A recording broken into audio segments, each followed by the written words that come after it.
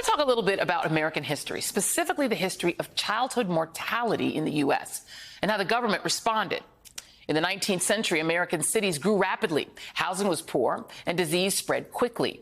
By 1900, the leading cause of childhood death in the U.S. were things like pneumonia, tuberculosis, and diphtheria.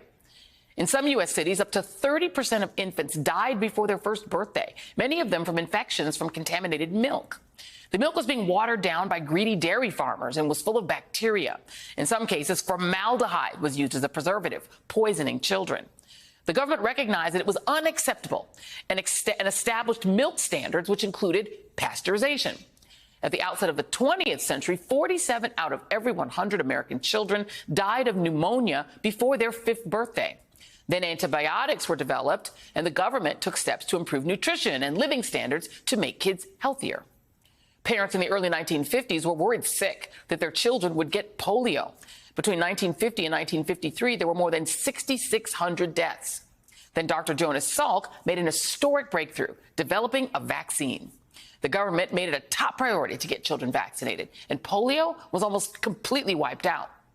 In the decades that followed, with exponential growth of car ownership, highway accidents became the leading killer of children.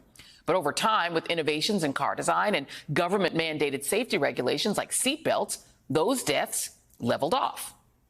Then the unthinkable happened in 2020, just 2 years ago.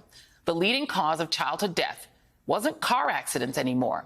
It was bullets, piercing the heads and hearts of little boys and girls all across America, and disproportionately affecting black children.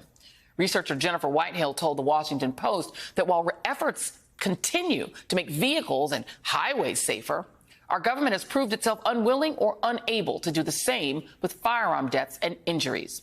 Our elected leaders are unwilling or unable to do anything about the top killer of children, which means it's up to us to get motivated and replace those elected leaders.